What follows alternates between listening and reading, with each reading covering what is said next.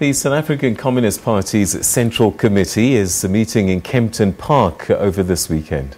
Top on the agenda is the economic situation in the country, including the VAT increase. Our reporter Abongile Dumako is there. The SACP's Central Committee meeting for the next 3 days to discuss many issues that need discussion in as far as the role of SACP is concerned in the country, and of course the economic issues that we've seen unfolding. But to help us take us through some of the issues that are going to be discussed, I'm joined by Solima Paila. He is the first Deputy Secretary of the SACP. Good day to you, sir, and of course you are here. Briefly tell us among the things that you're going to discuss here as the SACP and what role you think will play in improving South Africa. Yeah, major issues facing the country today. We are dealing with the question of the economy. We have presentations by comrades who are deployed in government to give, to share with us perspective on the state of the economy. Minister Pravin will come and share with us. We'll discuss the situation in the mines, the job losses in the mining sector. Broadly, Impala trying to shed 13,000 jobs and many others coming on board. Completely unacceptable, particularly given the situation that the country is faced with of economic lowdown, an economy that is not yet growing. And we think the big capital must also come on board and play a role regarding investment in the productive sectors of the economy and saving jobs, and not only look at government to be the only one that can salvage the economic situation that our people are faced with. We'll of course discuss other sectors, the continued impact on the ramifications regarding the VAT increases and how that is impacting on the living standards of the poor and the quality of life of the poor. We'll look into that. We'll also have a discussion on the state of local governance, a particular state of municipalities. Minister Zweli Mkhize will also be coming to see us here to present an overarching perspective, and so that we're able to see how to strengthen our municipalities to respond effectively to the needs of the communities in different areas, particularly given reports that have emerged to the extent that majority of them have been dysfunctional. These are, of course, some of the issues that the Communist Party has raised. Of course, in the political space, we'll deal with the whole issue around reconfiguration of the alliance, which is an ongoing debate. We have already evolved a discussion document, which is now in the realm of the alliance. COSATU has made its own input into that.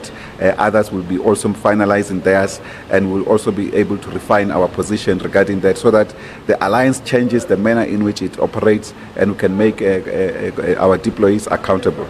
Talking about COSATU, they've come out strongly following that, one would say, rumor that government is planning to cut some jobs, saying that if that happens, they will pull out in as far as election is concerned next year. What's your reaction and your view in as far as that is concerned? Well, I mean, we can say that definitely we will not accept the cut-off of such kind of number of jobs. We can't condemn it in the mining sector and the other economic areas, and then we think it's correct for government. Will definitely, such an issue, was actually surprised to see it in the papers ourselves. We've not been approached officially. We'll reject that. We think such a matter should be placed in the hands of the alliance for discussion. This is an issue that we're talking about when we talk about reconfiguration. So you don't approach those kind of big issues, strategic issues, from a point of oneness. In this case, the ANC. I think they will make it difficult for the process of reconfiguration. So we'll stand with COSATU on this one.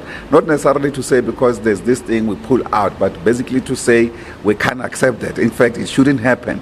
Workers can't lose their jobs. Workers can't be forced to resign, and later on the state takes responsibility for their well-being. We need all of us to look into the totality of the state of the economy, how to change it, how the public can play a major role, so that the public sector, if it invests properly, it can actually make strategic changes or visible changes that can actually sustain the jobs that are there in the public sector.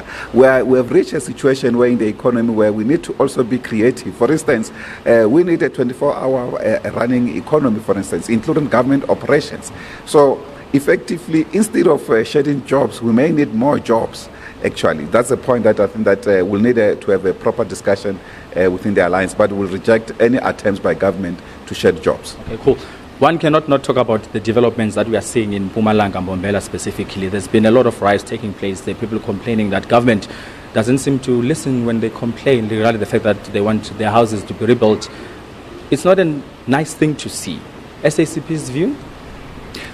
Well, firstly, we are in solidarity with the people who are on the streets on a daily basis when we go across the country, including the people in Bombela who have been let down by bureaucracy in government, by non-responsive municipalities and so forth. In fact, we are taking up, as part of the proposal to this meeting, a proposal on our Red October campaign to focus on rebuilding municipalities so that they can be as responsive as possible. It's unacceptable for political leaders to hold positions in government, and when there are issues raised with the community, they just disappear. They don't engage with the community effectively.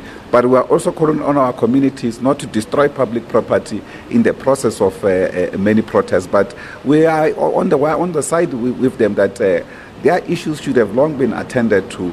Government must also respond effectively to many other issues. We are also aware of other areas where, for instance, after natural disasters like storms and so forth, people's houses have been damaged and so forth. Government has still, even today, not actually responded to those things. Completely unacceptable. But we think that in the totality, when we engage with Minister Zweli Mkhize, we'll also be raising this matter so that from a point of view of government, there's able to be a responsive approach. And of course, in that space, we have now seen where every other protest people want the president because they feel that local representative and provincial representatives are not actually taking them serious, which is quite shameful. We need our comrades to respond effectively to the needs of the people and to engage with them and to also share with the people the difficulties that we are faced with. And our people have always understood that. If you go to a community and say, here's what we are having, here's what we can do, what else can you bring onto the table to complete the solution, they are able to actually give concrete suggestions. Solema Boyle is the first Deputy Secretary General of the SACP. Thanks for your time, Budi. Thank you very much. Well, there you have it. A lot is to be discussed over this weekend by the SACP. We are going to be back here on Sunday to get a sense of what are some of the resolutions taken and, of course, pave a way forward. All right, and that's our reporter Abongile Dumako covering that SACP Central Committee meeting taking place over the weekend. Yeah, so Abongile is not going to be taking the weekend off, unfortunately. Unfortunately not. Yeah, one person who's been really busy watching the markets is Colin. He's coming up after the break. And I've got to tell you, the rand, it's hit 15 rand to the dollar twice this week. Sure. I wonder what's going on. Maybe he can explain it to us. I wonder if he's at fault. All of that coming up.